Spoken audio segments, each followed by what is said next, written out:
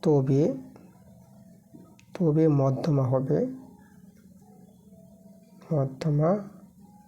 কত? মধ্যমা হবে এই যে দেখো, এই যে n/2, ঠিক আছে, এততম হবে, এততম ও আর n/2 - 1তম, সরি মাইনাস হবে না, প্লাস হবে। এখানে মাইনাস দিয়েছে না, মাইনাসটা হবে না, এখানে প্লাস। যদি প্লাস থাকতো তাহলে এটা কিন্তু সত্য হয়ে যেত, মাইনাস দিয়েছে বলে মিথ্যা হবে, ঠিক আছে। এততম পর্যবেক্ষণের গড়, এততম পর্যবেক্ষণের, যদি আমি লিখে দিই পর্যবেক্ষণের গড়, ঠিক আছে। এটা আমাদের প্লাস দিয়ে হবে, এখানে মাইনাস দিয়ে বলেছে বলে কিন্তু অ্যান্সারটা মিথ্যা হবে, ঠিক আছে। তাহলে অ্যান্সারটা এখানে মিথ্যা হবে এটা। আচ্ছা, কেন এটা হয় তোমাদের আমি কারণটাও দেখিয়ে দিচ্ছি। দেখো, চলো আমি তোমাদের কারণটা দেখাবো। দেখো কারণটা কি, দেখো n যুগ্ম বলেছে না, ধরো এখানে n হচ্ছে আমাদের ধরো 4টি সংখ্যা, মানে 1 2 3 4, এই দেখো। তো 4টি সংখ্যার মধ্যমা আমরা কি করে পাবো? দেখো এই যে প্রথমটা এটা আর এটা বাদ দিয়ে এই দুটো সংখ্যার আমরা কি করতাম, এই দুটো সংখ্যার আমরা গড় বের করতাম না, মানে 2 যোগ, মানে এদের যে মধ্যমা হয় 2 যোগ 3 করে 2 দিয়ে ভাগ এই দুটো সংখ্যা। তো দেখো তো এটা আমাদের কততম, এটা হচ্ছে আমাদের, দেখো এই যে এটা, দেখো n যদি, দেখো এখানে লক্ষ্য করো আমাদের, এই যে আমি সূত্র বসাই, এখানে আমাদের n বলতে n যদি যুগ্ম সংখ্যা হয়, মানে এখানে দেখো 1 2 3 4 4টি সংখ্যা আছে, তাহলে n এখানে কিন্তু আমাদের 4, এই যে এটার ক্ষেত্রে n 4, এখানে 2 দিয়ে আমরা ভাগ করবো 4কে, তাহলে দেখো কাটাকাটি করো 2, তাহলে 2তম বলতে এই যে এটা। আর এখানে বসাও, এখানে আছে দেখো এটাতে যদি আমরা বসাই, তাহলে এখানে দেখো 4/2 + 1 এর ক্ষেত্রে, আচ্ছা এর ক্ষেত্রে এই যে এটা, আর এটার ক্ষেত্রে হচ্ছে এই যে এটা দেখাচ্ছি আমি, এই যে এটা। তাহলে এটা দেখো তো এটা কত আসবে, এটা হচ্ছে এখানে কাটাকাটি করে 2 + 1 মানে এটা 3 হবে, এটা 3তম বলতে দেখো এটা হচ্ছে প্রথমতম, দ্বিতীয়তম, তৃতীয়তম, এই যে দ্বিতীয়তম তৃতীয়তম, এটা হচ্ছে আমাদের 3তম, এটা হচ্ছে আমাদের এই যে 2তম, আর এটা হচ্ছে আমাদের তৃতীয়তম। ওকে, তাহলে এই যে দেখো এই যে 2তম আর তৃতীয়তম পর্যবেক্ষণের গড়, এদের গড়টাই তো হয় মধ্যমা। দেখো এই জন্য আমাদের এই সূত্রটা স্যাটিসফাই করবে, এই যে এটা আর এটা, মানে এটা প্লাস হবে, মাইনাস হবে না এখানে, তার জন্য এখানে মাইনাস বলেছে বলে মিথ্যা অ্যান্সার। আচ্ছা, এবার আমরা 4এর প্রশ্নগুলোতে চলে যাব। 4এর প্রশ্নগুলো এসিকিউ টাইপের প্রশ্ন, এগুলো 2 নম্বর করে আছে এক একটা প্রশ্নের জন্য। তা চলো আমরা প্রথম প্রশ্নটা দেখি কি বলছে। 4-এর 1 নম্বর বলছে, বার্ষিক সরল সুদের হার 10% হলে কত বছরে সুদ আসলের 4/3 অংশ হবে? কত বছরে, মানে সময়টা বের করতে বলেছে। আচ্ছা, সুদ আসলের, মানে আসলটা দেওয়া নাই, তা চলো আমরা আসলটাকে প্রথমে ধরে নিই। আচ্ছা, এখানে আমরা কিন্তু আসলটা ধরে নিব। আসল বলতে আমরা পি বলি, আসলটা আমরা x টাকা ধরে নিলাম। তাহলে আসল যদি x হয়, তা দেখো তো আমরা এই ক্ষেত্রে সুদটা পেয়ে যাব। এই যে সুদ আসলের বলেছে 4/3 অংশ, তাহলে আসলের বলতে কত, আসল তো এক্সের 4/3 অংশ, তাহলে সুদ পেয়ে গেলাম x ইন্টু এই যে 4/3। আর সময়টা আমরা ধরে নেব কত, সময়টাকে t ধরে নেব। আমাদের যে সূত্র I = PTR/100, তাহলে এখানে মান বসিয়ে দাও। I হচ্ছে এই যে সুদ পেলাম x গুণিত 4/3, পি বলতে হচ্ছে আসল x, আর সময়টা t নিলাম, এই t এর মান বের করতে বলেছি। আর সুদের হার 10% বলেছে, 10% বলতে নিচে 100, একটা শূন্য কেটে দাও, এখানে x কেটে দাও। আচ্ছা, তাহলে এখান থেকে দেখো আমরা t এর মানটা কত বের করছি। t এর মানটা আমরা কত পাবো, কাটাকাটি তো আমাদের আর যাচ্ছে না, তাহলে আমাদের করতে হবে কি, আমরা এখানে এই যে দেখো যদি আমরা বর্গমূল করে নিই, তাহলে এটা পেয়ে যাবো t এর মানটা 40/3 পেয়ে যাবো। ওকে, তাহলে t সমান কত পাবো, 40/3। এটা কিন্তু বছরে হবে, আমাদের সময়টা সবসময় বছরে। আচ্ছা, এবার দেখো তো একে যদি আমরা ভালো ফিগারে সাজাতে চাই, অ্যান্সার কিন্তু আমাদের অলরেডি হয়ে গেছে। এবার তোমরা দেখবো অ্যান্সার এটা নাই, অন্যভাবে অ্যান্সারটা রেখেছি। তো সেটা অ্যান্সার কীভাবে তৈরি করব, দেখো অ্যান্সারটা এভাবে আসবে যেটা বইতে আছে তোমাদের। আচ্ছা, আমরা বছরকে প্রথমে মাস করে নিই। এই যে বছর আছে, তো একে বছরকে যদি 12 দিয়ে গুণ করো, তাহলে আমাদের বছরটা হয়ে যাবে মাস। এবার 3 4 12, এবার এখানে দেখো টি এটা কিন্তু বের হচ্ছে, হ্যাঁ। তা টি এটা এবার 4 4 16 160 মাস। এই যে দেখো, আর এই 160 মাসকে বছর আর মাস করা যাবে কিভাবে, সেটা হবে তোমাদের এই যে এখানে দেখো, এখানে আমি দেখাচ্ছি। এই যে 160কে 12 দিয়ে ভাগ করবা।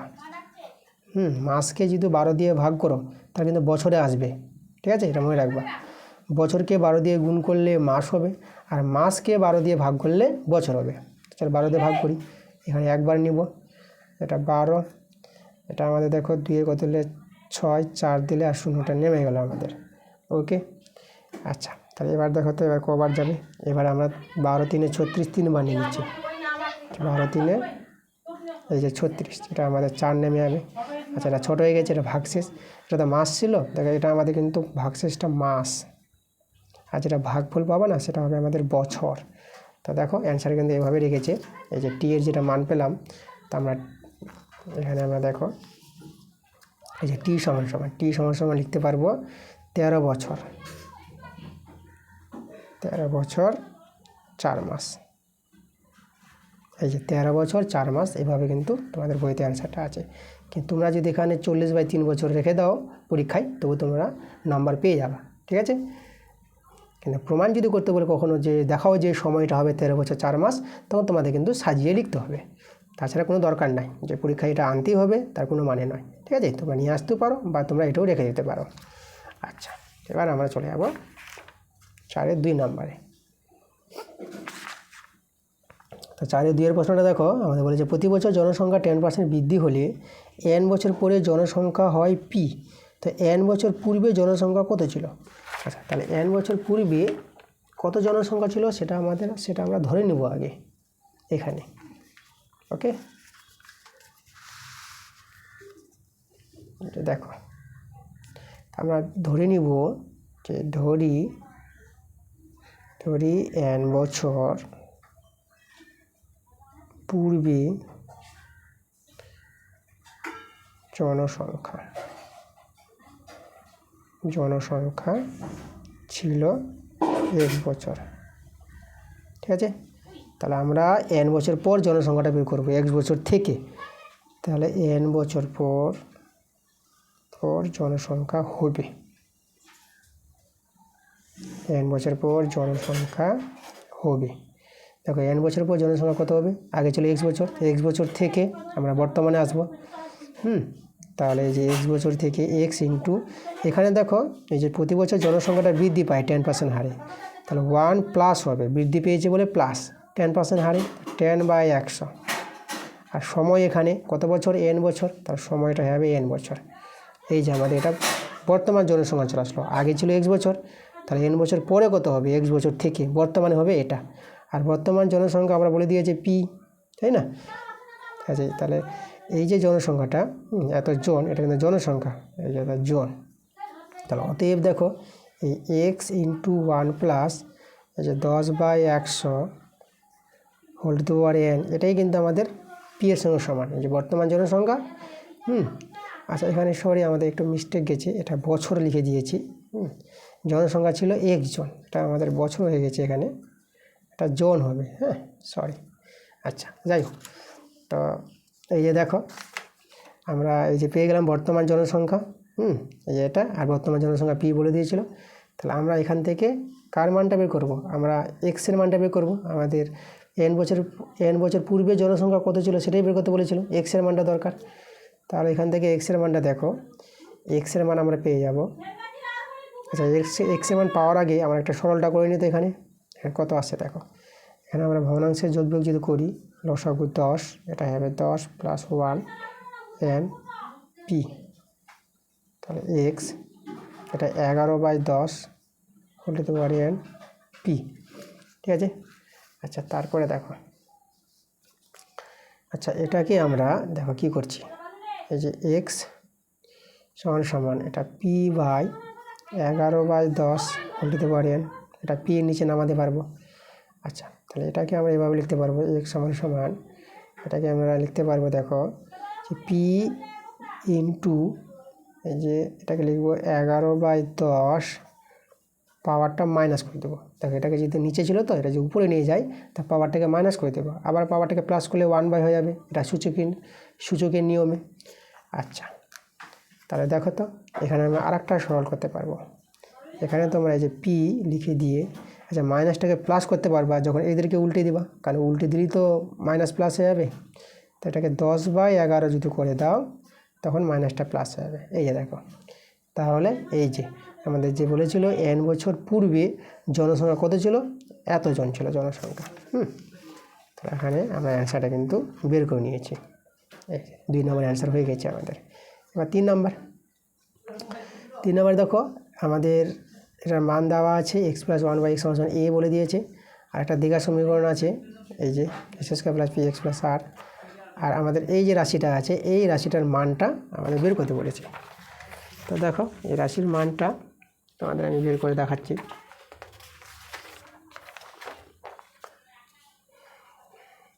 তাহলে দেখো তো প্রথমে আমরা কী করব, প্রথমে তো এটা তো আমাদের দেওয়া আছে x + 1/x = a, এটা থাক, এটা কোনো কাজ করছি না। তো কাজ আছে আমাদের এটাকে নিয়ে, এই যে x + 1/x = a আছে না, একে 1 নং দিয়ে রেখে দিলাম। তারপর এটাকে আমরা একটু সরল করে দ্বিঘাত সমীকরণ আকারে তৈরি করে নেব। দেখো দ্বিঘাত সমীকরণ আকারে তৈরি করলে কীভাবে দাঁড়াবে, তা ভগ্নাংশে যোগ করে নাও, x লসাগু, তাহলে এখানে s² + এটা 1 হয়ে যাবে, এখানে a আছে, তাহলে s² + 1 এদিকে ax হয়ে যাবে। আচ্ছা, আমরা যদি এখানে s² মানটা বের করে নিই, ঠিক আছে, s² মানটা বের করব, তো s² মানটা বের করলে হবে ax - 1 হয়ে যাবে। ঠিক আছে, s² মানটা বের করে নিলাম।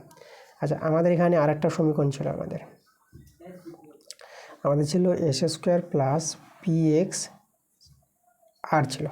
তাহলে আমরা কী করব, এখান থেকে আমরা s² মানটা বের করে নেব, তাহলে আমাদের হয়ে যাবে r - px হয়ে যাবে।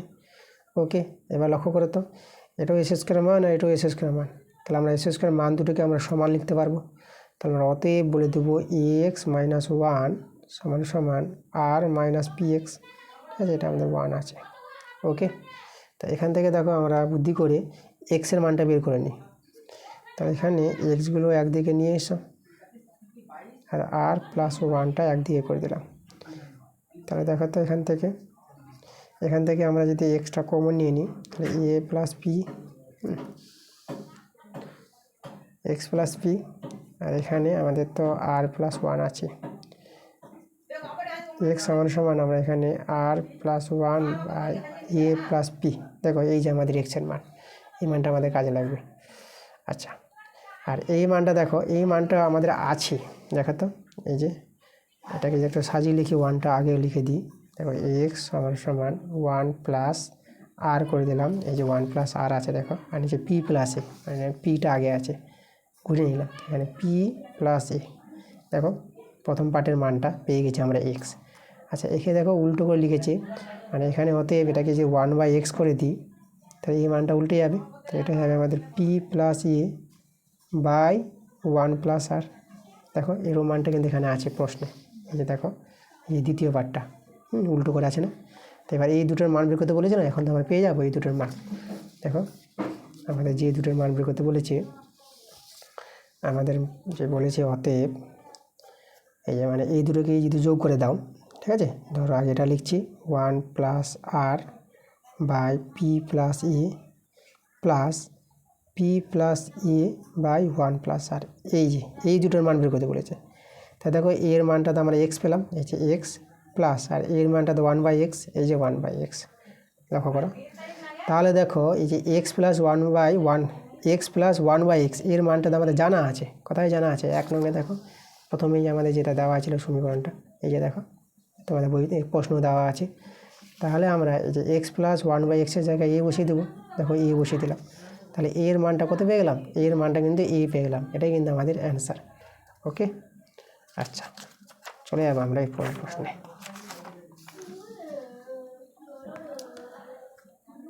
4 নম্বর প্রশ্ন দেখো, হরের করণী নিরসন করে সরলতম মান বের করতে বলেছে, সরলতম মান। তো চলো এটা অঙ্ক সহজে হয়ে যাবে, সহজ অঙ্ক দিয়েছে একটা আমাদের।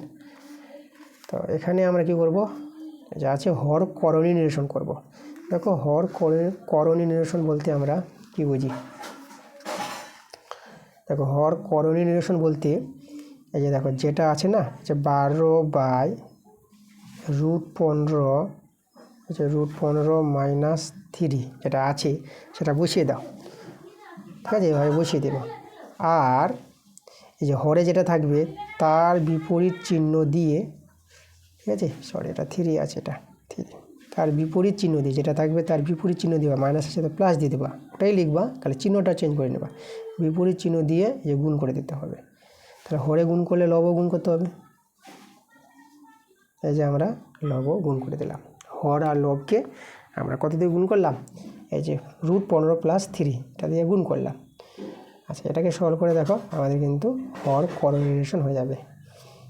তাহলে এখন দেখো উপরে আমরা 12√15 + 3 রেখে দিলাম, আর নিচে দেখো এটা a + b a - b, a² - b² সূত্র পড়বে, এটা a² - b² সূত্র।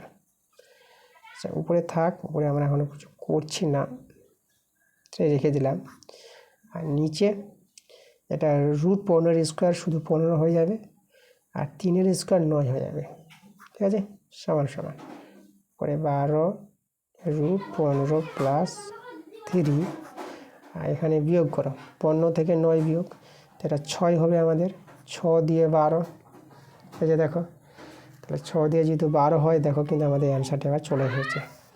তাহলে অতএব সমান সমান বলি, সমান সমান 2√15 + 3।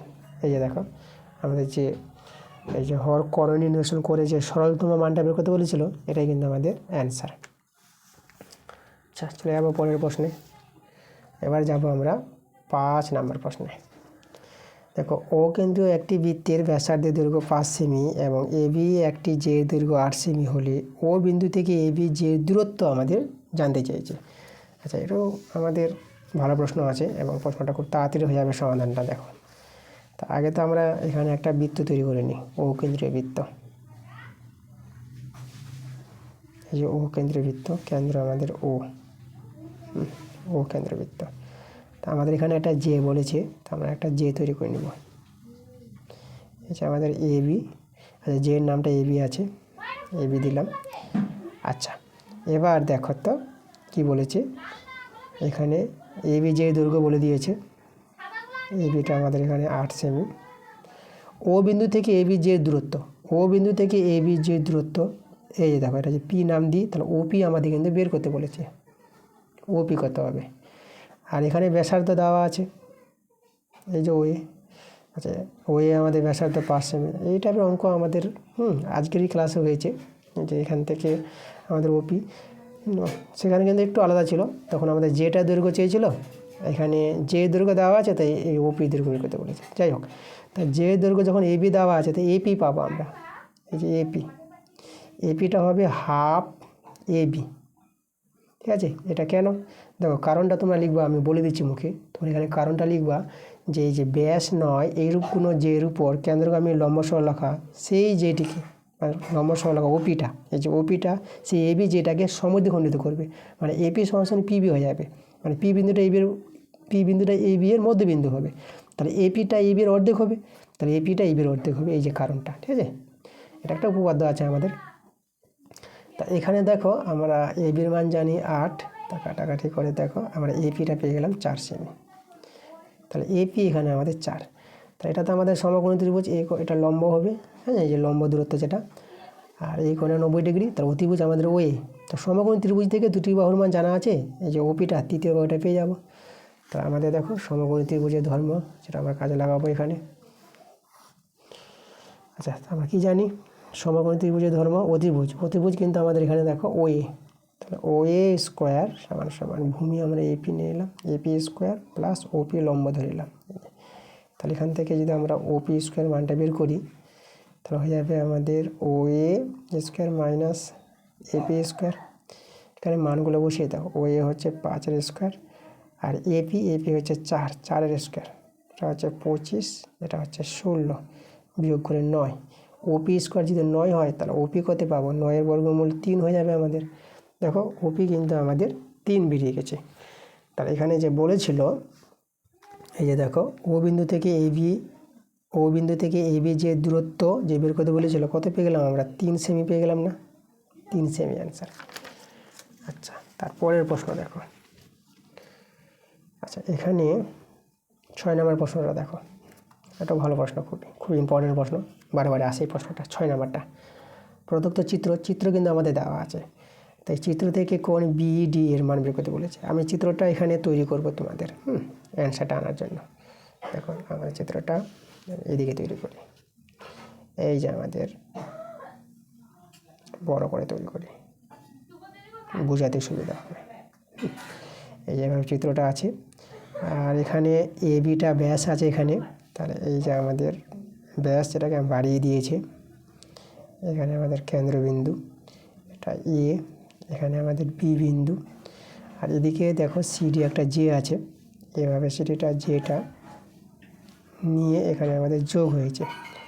সিডিটা হচ্ছে আমাদের জে, আর এখানে এসিটা যোগ করেছে, তো আমরা এসিটা যোগ করব, এসি। আর এখানে ওডি যোগ করেছে, ওডি যোগ করেছে। এই বিন্দুটা ই বিন্দু। তাহলে আমাদের যে কোণটা বলেছে দেখো বিইডি, যেটা বের করতে বলেছে, এই কোণের মানটা কিন্তু বের করতে হবে। ওকে, এই কোণটা। আচ্ছা, তাহলে আমরা এখানে অঙ্কন করব। আমরা এই যে ডিবিটা যোগ করব, ডিবিটা। কারণ ডিবিটা যোগ করলে এই যে এ বি ডিসি একটা বৃত্তস্থ চতুর্ভুজ আমরা পেয়ে যাচ্ছি। এই বৃত্তস্থ চতুর্ভুজ আমরা তৈরি করলাম, এ বি ডিসি বৃত্তস্থ চতুর্ভুজ। কোণগুলো দেখো তো, এই কোণটা আছে 50 ডিগ্রি, আর এই কোণটা আছে 140 ডিগ্রি।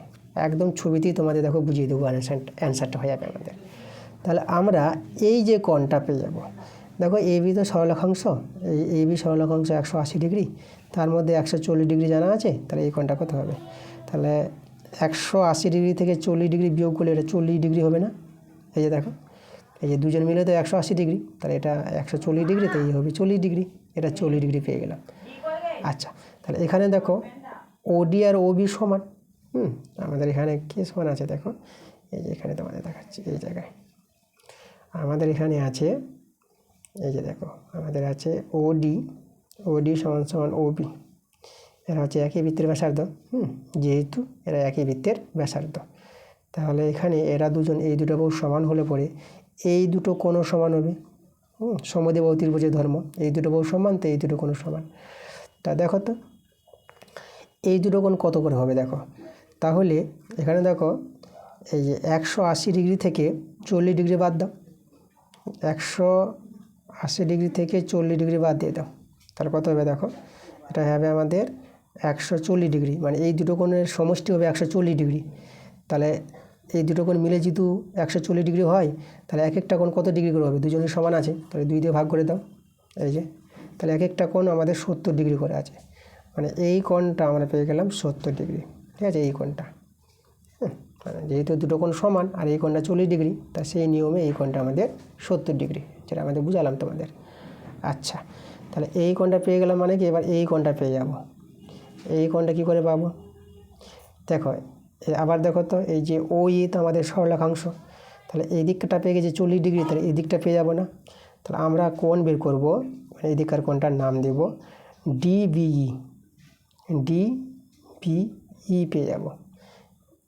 180 ডিগ্রি থেকে এই 70 ডিগ্রিটা বাদ দিয়ে দিবা, তখনই তুমি এই কোণটা পাবা। তো এটা যদি বিয়োগ করো, তাহলে এটা বিয়োগ করে 110 ডিগ্রি হয়ে যাবে এটা। তাহলে এই কোণটা আমরা পেয়ে গেলাম 110 ডিগ্রি।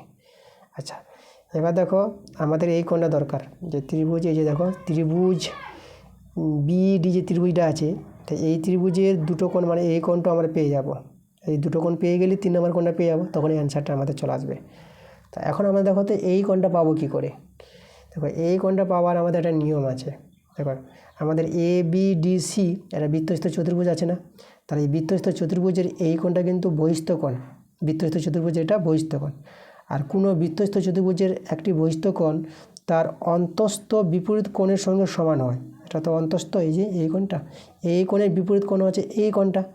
তাহলে এই কোণটার সঙ্গে এই বহিস্থ কোণটা কিন্তু সমান হবে। এই যদি 50 ডিগ্রি হয়, তাহলে এই যে কোণটা, এই কোণটা আমাদের হয়ে যাবে কত?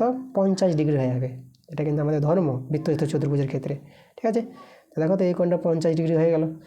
এখন এই যে ত্রিভুজটা আছে বিইডি ত্রিভুজের দুটো কোণ জানা হয়ে গেল, তা 3 নম্বর কোণটা পেয়ে যাবো না এখন আমরা। তাহলে আমরা এখন অতএব যার মানটা দরকার যে বিইডি এর মান চেয়েছে। তো দেখো এটা আমরা 180 থেকে এই দুটো কোণের যোগফল বাদ দিয়ে দেবো, 110 প্লাস 50, তাই অ্যান্সারটা আমাদের বেরিয়ে আসবে। তাহলে 180 মাইনাস, আচ্ছা এদের যোগ করে নেবা, এদের যদি যোগ করো তাহলে দেখো তো কত আসছে, এটা 0°, এটা আমাদের 6, আর এদিকে আমাদের দেখো 160° হয়ে গেলো এটা। আচ্ছা বন্ধনী দেওয়া দরকার ছিল না, আমরা তবু বন্ধনী দিয়ে দিয়েছি। আর 180 থেকে 160 বিয়োগ করতে হবে, তাহলে আমরা কত পেয়ে যাবো, 20°। দেখো এই কোণটা কিন্তু আমরা পেয়ে গেলাম, এই যে কোণটা আমাদের বের করতে বলেছিল এটা আমাদের 20°, এটা কিন্তু আমাদের অ্যান্সার। খুবই ভালো প্রশ্ন। আচ্ছা চলে যাবো আমরা পরের প্রশ্নে। তো দেখো আমাদের যে আছে এবার কত নাম্বার, 6 নাম্বার করালাম, এবার 7 নাম্বার বলেছে দুটি সদৃশ্যকোণী ত্রিভুজের পরিসীমা যথাক্রমে 12 সেমি এবং 16 সেমি, তাদের অনুরূপ বাহুদ্বয়ের অনুপাত কত হবে সেটা বের করতে বলেছে। সদৃশ্যকোণী ত্রিভুজের ক্ষেত্রে বলেছে। তো দেখো আমাদের সদৃশ্যকোণী ত্রিভুজের ধর্ম যেটা আছে সেই ধর্মটা এখানে কাজে লাগাবো আমরা। তো এখানে আমরা যেটা জানি আমরা লিখব, যেহেতু দুটি সদৃশ্যকোণী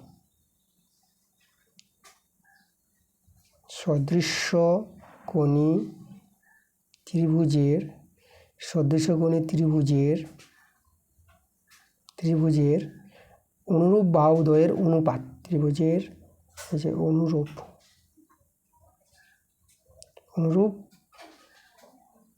বাহুদ্বয়ের অনুপাত সমান হবে সেই ত্রিভুজের পরিসীমাদের অনুপাত। সেই দুটি বলতে সেই দুটি সদৃশ্যকোণী ত্রিভুজের, ত্রিভুজের পরিসীমার অনুপাত,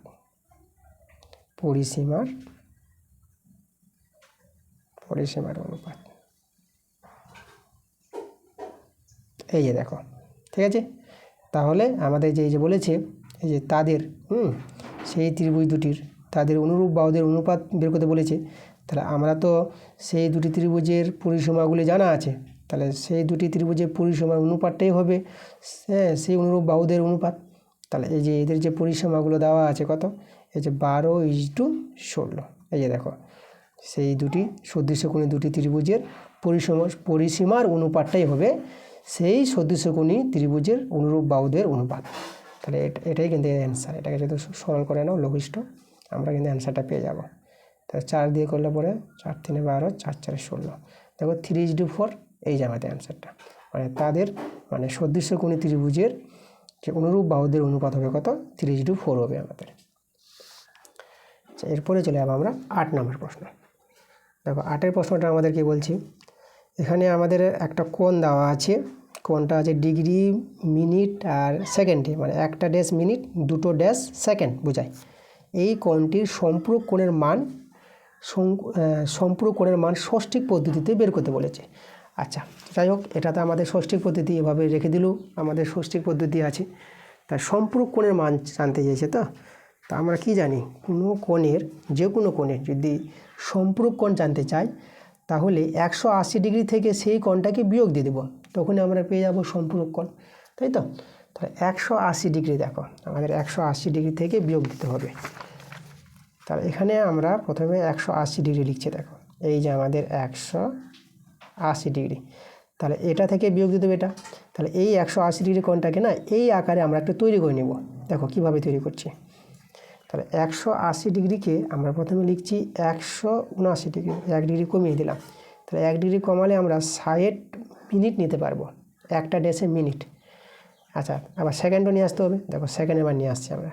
তাহলে 179, এবার 60 মিনিট থেকে এই যে 60 বলছি, যেটাকে 60 বলা হয়। যাই হোক 60টাকে এই যে আমাদের 60কে আমাদের আঞ্চলিক ভাষায় 60ও বলে। তো যাই হোক, এখানে দেখো এই যে 60 মিনিট আছে না, এটাকে আমরা 1 মিনিট কমিয়ে দিলাম, 59 মিনিট করে দিলাম।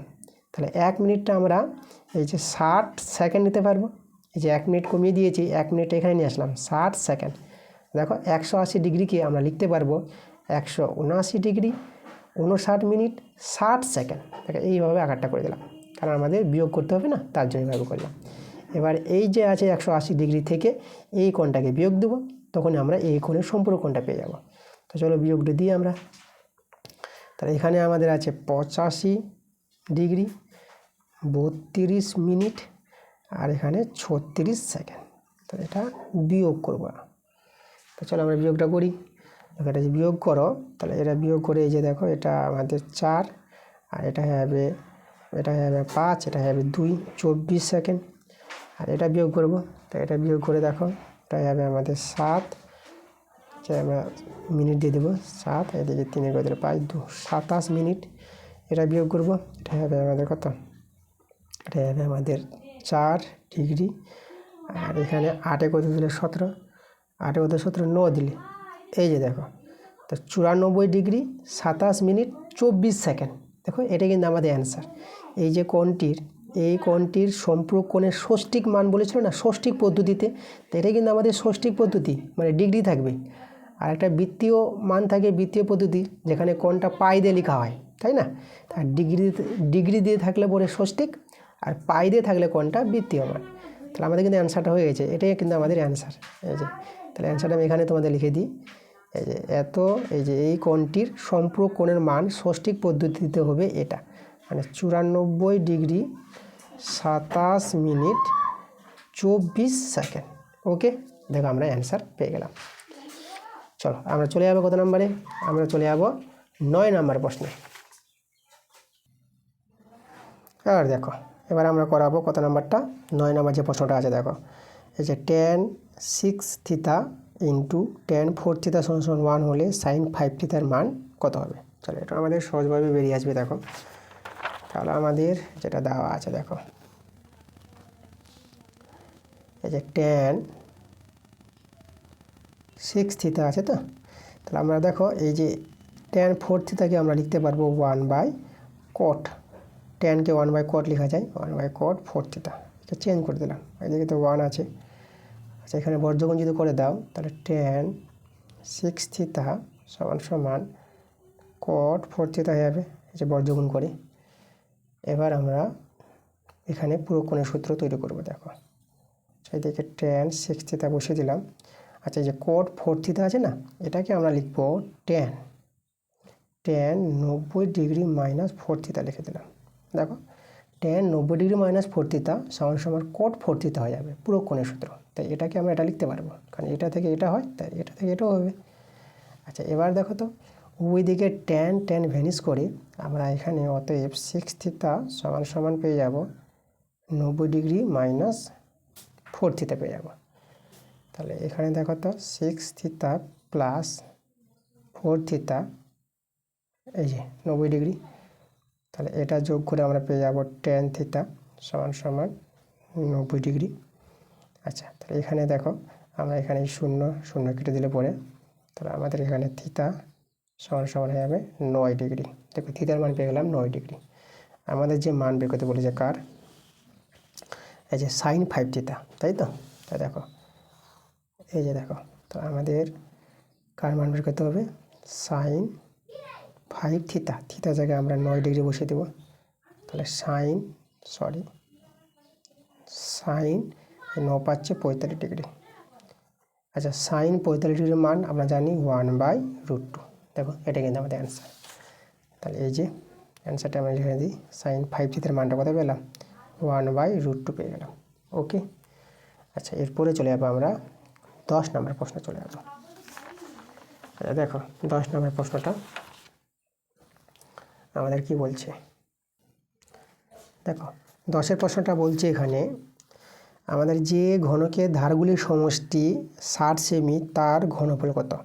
ঘনকের ধারগুলি মানে বাহু, এখানে ঘনকের যে ধারের সংখ্যা হয় 12টি, তাই না। তার মানে একটি ধার যদি আমাদের এ হয়, তাহলে একটি ধার যদি এ হয়, এ একক, তাহলে 12টি ধারের সমষ্টি কত, 12টি ধারের সমষ্টি হবে 12a। এই যে তা ঘনকের ধারগুলির সমষ্টি হয় 12a, যখন ঘনকের একটি ধারের দৈর্ঘ্য এ একক, তখন ঘনকের ধারগুলির সমষ্টি 12a একক। আর এই সমষ্টি বলে দিয়েছে কত 60 সেমি। তাহলে এখান থেকে এর মানটা পেয়ে যাবো, ধারের দৈর্ঘ্য পেয়ে যাবো ঘনকের। তাহলে 12 দিয়ে কাটা 12 5 60। তাহলে দেখো ঘনকের ধারের দৈর্ঘ্য আমরা পেয়ে গেলাম 5 একক। তাহলে ঘনকের ঘনফল, তাহলে দেখো ঘনকের ঘনফলের সূত্র, তা ঘনকের ঘনফলের সূত্র হচ্ছে ধারের কিউব, মানে যেটা ধার পাবা সেই ধারের ঘন করে দেবা, সেটি হবে ঘনকের ঘনফল মানে আয়তন। ঠিক আছে, আর আয়তন বলতে এই যে ঘনাকৃতির একটা যদি ঘর থাকে তাহলে সেই ঘরের মধ্যে কতটা ফাঁকা জায়গা আছে সেই জায়গাটাকে বলা হয় আয়তন বলা হয়, ফাঁকা জায়গাটা। আচ্ছা, এটি আমাদের আয়তন। এই যে 5 কিউব, তাই এটা 5 কিউবকে ভাঙাবা, এটা 5 গুণিত 5 গুণিত 5 পেয়ে যাবা। তাহলে এদের গুণ করে নাও, 5 5 25, 5, আচ্ছা 25 5 হবে 125।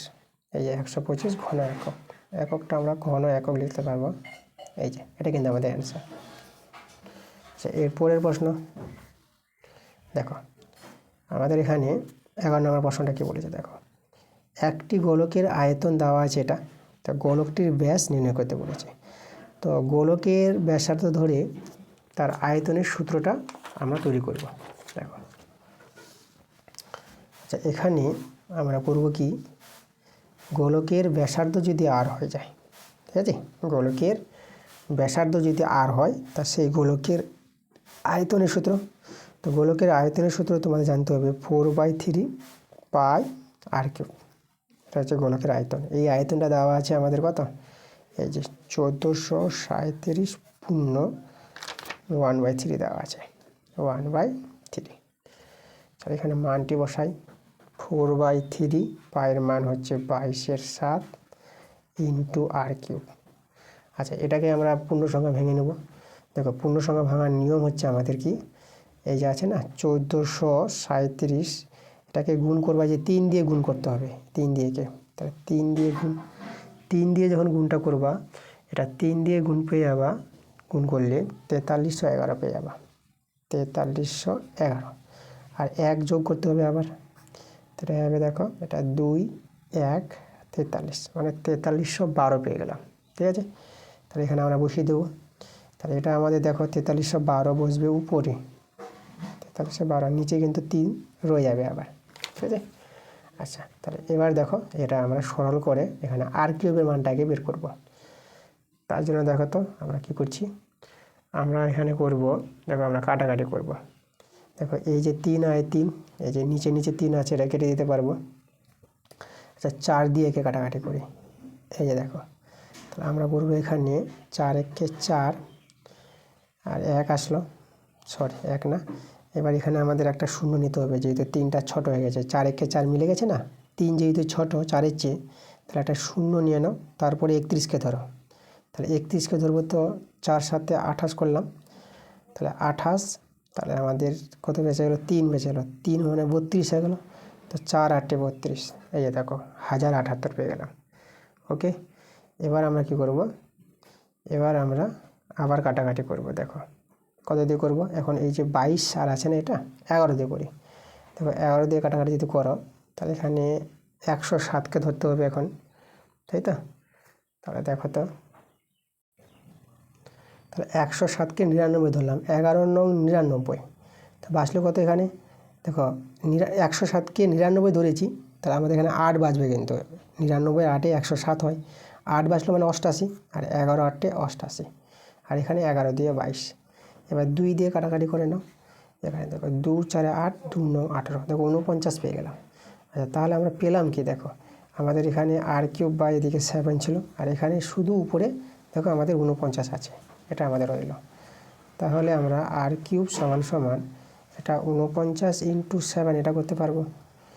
আচ্ছা তাহলে দেখো তো, এই যে আর কিউব সমান সমান 49কে 7 ইন্টু 7, আর একটা 7 ছিল, তাহলে এদিকে আর কিউবটা আমরা 7 কিউব করে দিলাম। সূচকের নিয়মে পাওয়ার সমান হলে আমরা মূল সংখ্যা সমান করতে পারবো। তাহলে আর সমান সমান 7, দেখো আমরা ব্যাসার্ধ পেয়ে গেলাম। আমাদের কী বের করতে বলেছিল, আমাদের চেয়েছিল গোলকটির ব্যাস, তা গোলকটির ব্যাস বলতে 2r, তাই তো। তা 2 ইন্টু আর হচ্ছে 7, 2 7 14, এই যে 14 সেমি, এই হচ্ছে আমাদের গোলকের ব্যাসের দৈর্ঘ্য 14 সেমি, আমাদের অ্যান্সার। আচ্ছা, চলে এসেছি আমরা আজকের ক্লাসের শেষ প্রশ্ন 12 নম্বর। তো চলো আমরা শেষের প্রশ্নটা দেখে নিই কী বলছে। আচ্ছা, এখানে দেখো আমাদের যে প্রশ্নটা বলছি, এই যে প্রথম 24টি সংখ্যার গড় বলে দিয়েছে 9। ঠিক আছে, এই যে 24টি সংখ্যার গড় কত 9 বলেছে। প্রতিটি সংখ্যার সঙ্গে 2 যোগ করে যে নতুন সংখ্যাগুলি পাওয়া যাবে তাদের গড় বের করতে বলেছে। আচ্ছা, এখানে আমাদের যেটা দেওয়া আছে 24টি সংখ্যা বলতে, দেখো 24টি সংখ্যা বলতে আমরা যদি x1 ধরে নিই, x1 x2 চলতে x24, এই যে আমাদের 24টি সংখ্যা। তাহলে এদের গড় বলে এদের যোগ করলাম, আর যোগ করে এদের ভাগ করবো কত দিয়ে, এখানে 20 হয়ে গেছে আমাদের, এটা আমাদের 24 হবে। হ্যাঁ, এই যে দেখো 24। তাহলে এই যে দেখো 1 থেকে 24টি সংখ্যা, আমরা x1 একটা সংখ্যা, x2 একটা সংখ্যা নিলাম, আর ডট সবগুলো লিখবো না। হ্যাঁ, তাহলে এখানে আমাদের আছে 24টি সংখ্যা। তো 24টি সংখ্যার যোগফল করে আবার 24 দিয়ে ভাগ করে দাও, তো এটাকে বলা হয় গড়। এই গড়টা কথা বলে দিয়েছে 9 বলে দিয়েছে আমাদের। তো এবার আমাদের কি বলেছে, এখন প্রতিটি সংখ্যার সঙ্গে, এই যে প্রতিটি 24টি সংখ্যা আছে না, এই প্রত্যেক সংখ্যার সঙ্গে যদি 2 যোগ করা হয় তাহলে নতুন সংখ্যাগুলি পাওয়া যাবে যে তাদের গড় বের করতে বলেছে। তাহলে দেখো আমাদের যেটা বলেছে এখানে, এই যে x1 আছে, এর সঙ্গে 2 যোগ করব, তাদের যে গড় পাবো, আবার x2 তার সঙ্গে আবার 2 যোগ করব, আর চলবে শেষে যে আমাদের আছে x24, এর সঙ্গে 2 যোগ করব। তাহলে এই যে সংখ্যাগুলো দাঁড়িয়ে গেল, এদের গড় মানে এদের যোগ করে দিলাম আমি একবারে। এই যে যোগ করার পর কত দিয়ে ভাগ করব, 24 দিয়ে ভাগ করতে হবে। তো এখানে দেখো 24টি সংখ্যা আছে, এই সংখ্যাগুলো আছে, শুধু 2 যোগ করা হয়ে গেছে প্রত্যেকের সঙ্গে। তাহলে এই যে গড়টা, এর মানটা কিন্তু আমাদের বের করতে বলেছে কত হবে। তা চলো এখানে আমরা সরলটা করি। দেখো আমরা এখানে এই যে x1 plus x2 plus dot plus x24, এই যে এক্সগুলো x1 x2 ডট x24 আমরা এক জায়গায় করলাম, আর প্লাস এই যে 2, এই যে 2টা আছে না, 2, তাই 2টা এরকম কতবার আছে, তাহলে এখানে 1 থেকে 24টা আছে, তাই 2ও কিন্তু 24টা আছে। তাই 2 যদি 24টা থাকে তাহলে 24টা 2 এর যোগফল, 24টা 2 এর যোগফল হবে আমাদের এই যে 2 × 24, মানে 24 দিয়ে গুণ করে দিতে হবে, এই যে 2 × 24, তাই না, মানে দুটো 2 এর যোগফল কত হবে, এই যে দুটো 2 এর যোগফল হবে 4, মানে 2 × 2 4, 3টা 2 এর যোগফল 8, মানে এই যে 2 × 3, 3টা 2 বলতে 2কে 3 দিয়ে গুণ, 24টা 2 এর যোগফল, তাহলে 2কে 24 দিয়ে গুণ করে দেবা, তা তাদের যোগফলটা পেয়ে যাব। এখানে যে 2 আছে 24টা, তাদের যোগফল এটা, আর নিচে আমাদের কে ছিল আবার 24। তাহলে এবার দেখো এখানে এই যে 24টা আমরা পৃথক করে দেব। এই যে দেখো ডট, এই যে আমরা 24টা আমরা এঁকে দিয়ে দিলাম, এই যে এটা বাই 24 করব, প্লাস আর 2 × 24 আছে, এরও নিচে আমরা 24 দিয়ে দেবো। ঠিক আছে, আমরা ভেঙে নিলাম, পৃথক করে ভাঙা যায়, এটা তোমরা ভগ্নাংশে যোগ করে এটাই ফিরে পাবা। আচ্ছা দেখো এর মানটা কিন্তু আমাদের জানা আছে, এই যে দেখো এটা 1 নং যদি বলে দিই, এই যে উপরে দেখো 1 নং, তাহলে এই যে এর মানটা কত দেওয়া আছে 1 নং থেকে 9, তাহলে এই মানটা কিন্তু আমাদের 9 প্লাস, আর এখানে 24 কেটে দাও, এটা হলো আমাদের 2, এটা আমরা কোথা থেকে পেলাম 1 থেকে পেলাম, 1 নং নাম দিয়ে দিয়েছি, তাহলে 1 থেকে, তো এটা যোগ করে নাও, 9 আর 2 যোগ করে কত হয়ে যাবে 11 হয়ে যাবে। দেখো এটাই কিন্তু আমাদের অ্যান্সার, এই যে দেখো 11 হবে। এই যে বলেছিল আমাদের, এই যে বলেছে আমরা দেখো, এই যে দেখো এই যে প্রত্যেকটি সংখ্যার সঙ্গে 2 যোগ করা হলে পরে যে নতুন সংখ্যাগুলো পাওয়া যাবে তাদের গড় কত হবে, তাদের গড় হবে আমাদের 11, কত হবে আমাদের 11, এটাই আমাদের অ্যান্সার, এই যে আমাদের অ্যান্সার। আচ্ছা, এই ছিল আমাদের আজকের ক্লাসের অঙ্কগুলো। পরবর্তী যে পার্টটা তোমরা যে চাইছো, তোমাদের সব পার্টগুলো চলে আসবে, তোমাদের চিন্তা করার কোনো কারণ নাই, আমি সব পার্টগুলো দিয়ে দেবো, তোমরা শুধু মনোযোগ সহকারে ক্লাসগুলো দেখো, এবং ভিডিওগুলো যদি ভালো লাগে ভিডিওগুলোতে লাইক তোমরা অবশ্যই করবা, এবং ভিডিওগুলো তোমরা বন্ধুদের কাছে শেয়ার করবা, এবং যারা নতুন আছো, যারা এখনও পর্যন্ত আমার চ্যানেলটাকে সাবস্ক্রাইব করোনি, তোমরা তাড়াতাড়ি করে আমার চ্যানেলটাকে সাবস্ক্রাইব করে রাখো আমার এরকম ক্লাস পাওয়ার জন্য। তা দেখা হচ্ছে তোমাদের সঙ্গে আবার পরবর্তী ক্লাসে, দেখা হবে, কথা হবে, আর অনেক আলোচনা আছে। তাহলে তোমরা সবাই ভালো থাকো।